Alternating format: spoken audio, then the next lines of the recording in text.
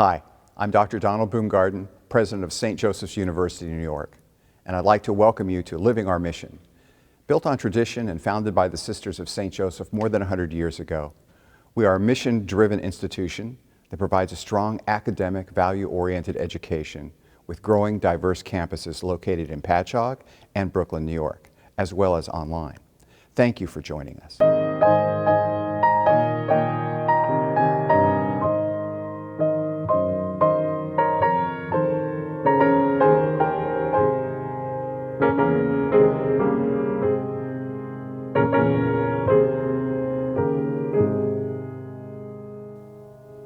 In this program, we will continue our discussion about our university designation, focusing on the present.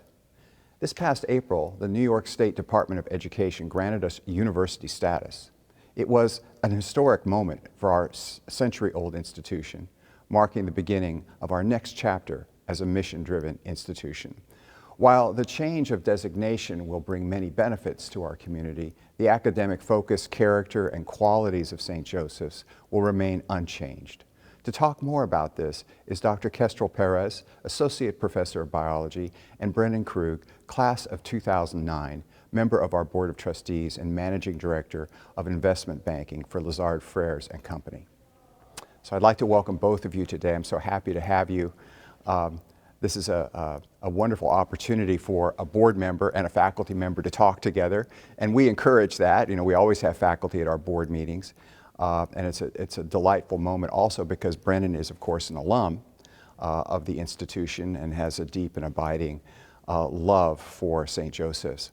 And I guess, Brendan, I'm going to start with you. When you think about your time at St. Joseph's and then your later career, you've gone on to become a very, very successful banker, a very, very important part of your firm.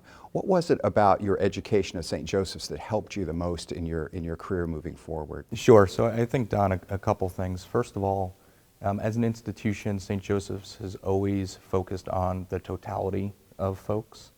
It's not sort of somewhere to just go get a degree.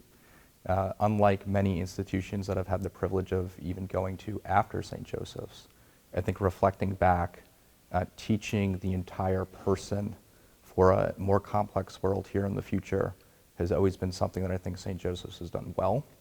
While we are now a university, what I think you will not find is 100-person lecture halls and a lack of personalization, which I think St. Joseph's does an excellent job with.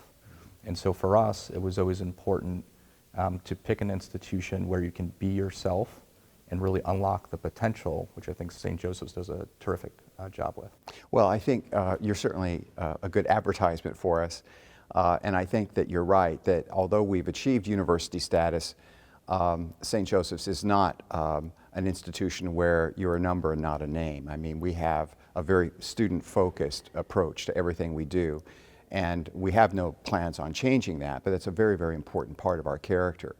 Now, Kestrel, you've worked at St. Joseph's for some time, and you have a very distinguished career as a researcher and as a biologist. What drew you to working at St. Joseph's? What was it about St. Joseph's that you found most interesting?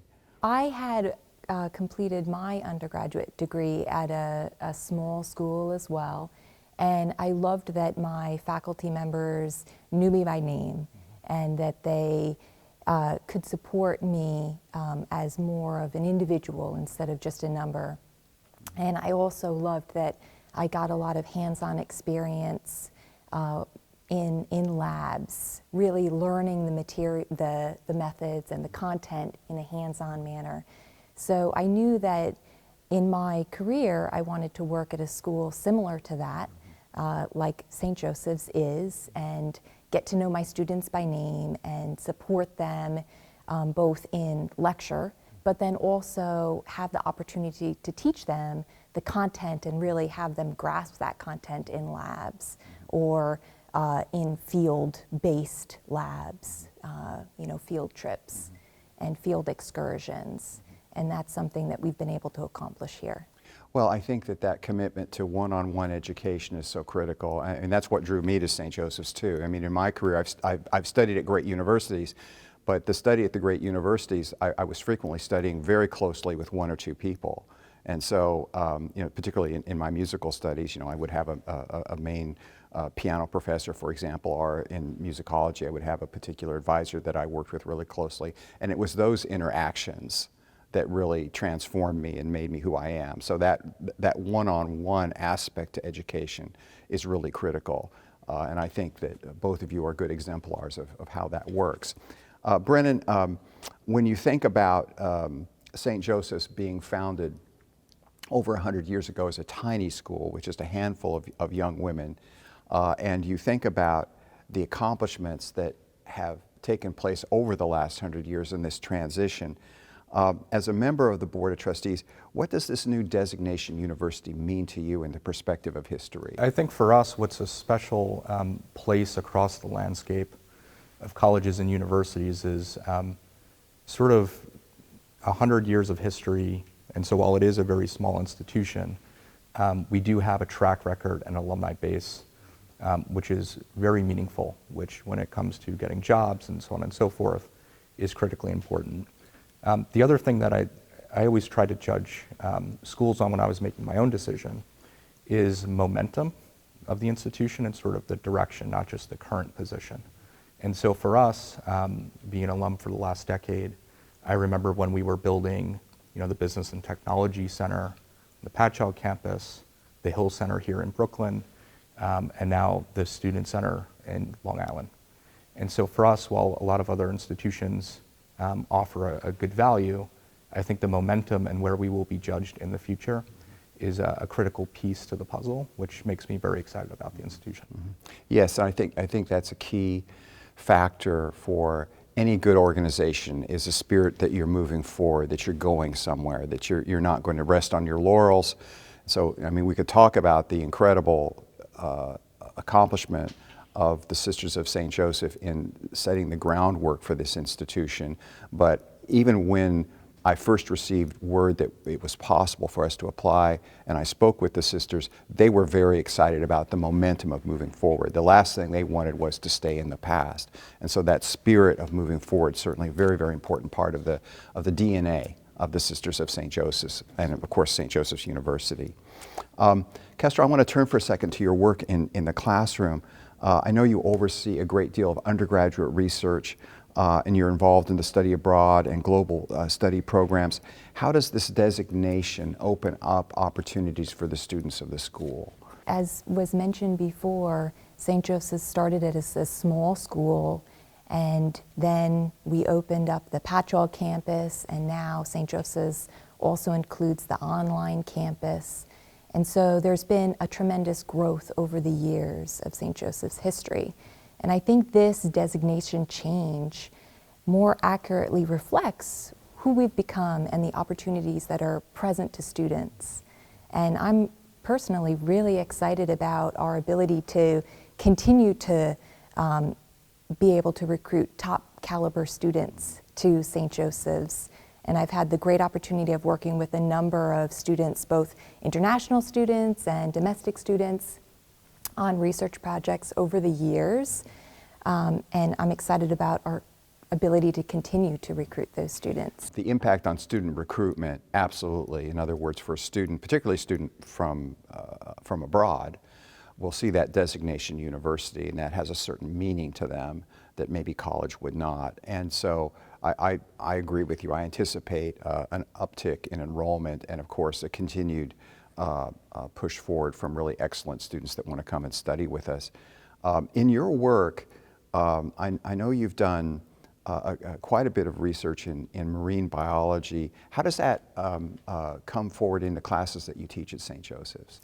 Yeah, so I include a lot of field work in my classes at St. Joseph's. There are field trips that are part of the schedule and the syllabus. And so the students get to be outside. And I also include, I'm part of 2 of the global studies classes that St. Joseph's offers. And one of the upcoming classes that we're intending to teach is going to be running this upcoming spring, which is a study abroad to Costa Rica. And I can tell you that students get excited about the content as they're learning about it. in lecture over the semester, which is offered online. And then it's a whole different ballgame when they actually get to on-site in the field in Costa Rica, and we'll be walking through a tropical rainforest, and you know, their eyes will come alive as to one side we'll see, oh, a sloth, and then their reactions are so priceless, and those reactions are what is very rewarding to me as a faculty member.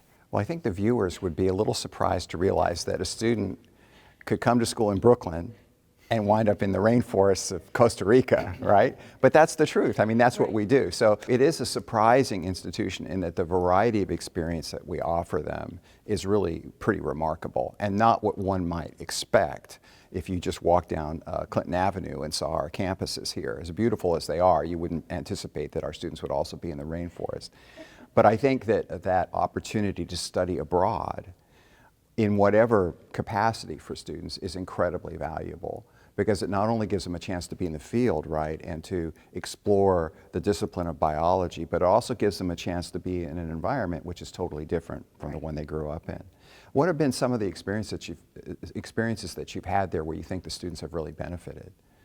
So I think it's a huge asset to students to experience other cultures that are unlike what they're used to. And another example of a study abroad class that the biology department regularly offers is the class that's Bio 210, where we travel to Greece. And similarly to the class where we travel to Costa Rica, the students get to experience a culture that is completely distinct from their own. They get to experience environments that are unlike what they walk out in their backyard and see. And those types of experiences are just eye-opening and really broaden an individual's perspective on life. So Brennan, although I know that you probably didn't get a chance to go to Costa Rica in your studies, in the classroom itself, you must have had some experiences that gave you a different perspective on the world and gave you some different insights that caused you to be interested in moving forward. Can you talk a little bit about that? Sure. So I think one of the huge assets that St. Joseph's has is actually being in and around New York City. And you think about a cosmopolitan city that has so much to offer to folks while studying here. It's not until later in life you sort of recognize that benefit. And so for me, even being from the Patchogue campus, one of my professors was a chief U.S. economist for an investment bank here in New York City. Actually, they have now become a client of mine in my own professional career, which it's a small world, so to speak. In addition to that, the field trips and the treks into Wall Street for recruiting, training and development programs, massive benefit. Whereas if you were to go to school outside of New York, for those interested in finance and Wall Street, it's much more difficult to network and sort of think about career, which in some ways is part of why you go to school. And so I think that linkage with New York, the cultures that come with it, but also the benefits from a career perspective can't be understated. So in a way, you were doing field trips, they just weren't to such exotic locations. Yes, not Greece, right. But Wall Street, I guess. Right. And I think that idea of it also is an opportunity for you as a student to be with your professors in their element, right? To see how they respond and how they act, a chance to model how to be a professional in that field. I know that each of you in your own way have been models and role models for young people to go on in their professions. Well, we have to take a quick break, but still to come, more about our university designation.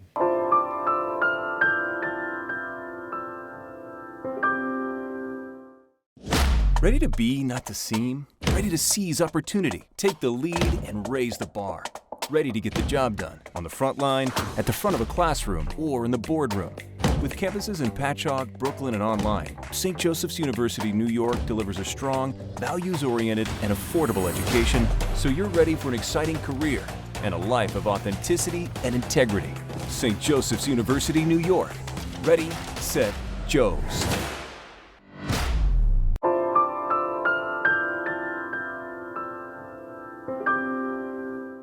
Welcome back to St. Joseph's University, New York, Living Our Mission. We were discussing our university designation with a focus on the present, and we're discussing it with two delightful people, two people that are very involved in the life of St. Joseph's, Brendan Krug, who is on our Board of Trustees, and then Kestrel Perez, who is a professor of biology at the institution. Brennan, when you first learned about the possibility of St. Joseph's becoming a university, how did you react? How did that make you feel? Well, obviously it's an exciting time for the institution with 100-year of history. Me personally, I sort of wondered what the technical difference was, because I've always thought of St. Joseph's in a manner consistent with being a university, right? We have very broad, deep programs across all types of educational offerings. We obviously have multiple campuses and a student body that's increasingly diverse and sort of geographically disparate. So for me, it was a little bit of an educational exercise to understand what the technical difference was, and I think actually we sort of absorbed the title because we already were operating in a manner consistent with the university. I think it is important, though, the connotation of university to folks outside of St. Joseph's that maybe don't know us as well. And so as an alumni, thinking about how folks in the professional world perceive somebody with St. Joseph's University on their resume, or just the reputation of the institution.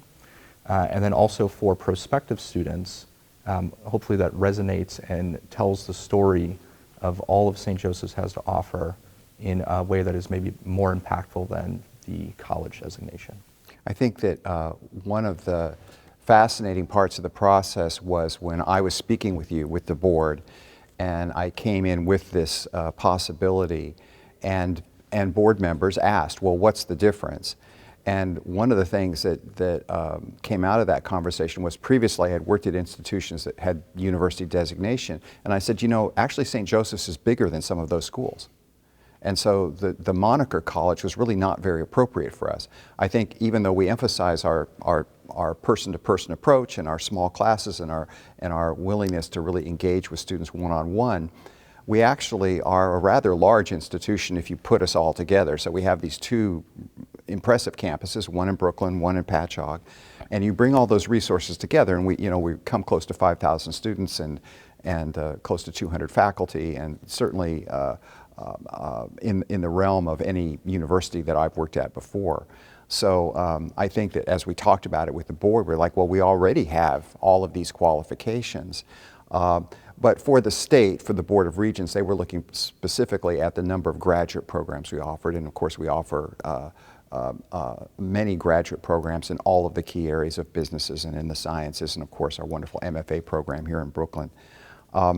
And so I think that conversation, though, is really fascinating. What is a university? And of course, a university is those things. It is the people, it is the professors, it is the buildings, but it is also that concept of education, the concept of helping young people to become, to grow and to become all that they can be in the world. Kestrel, in your work in biology, how do you work with students in terms of helping them to develop those skills that are going to lead to success later in life? In the biology department, it's been one of the missions of the department to promote research, and research is built into the curriculum. So every student, that's a biology major, in their senior year, they need to complete a year-long research thesis.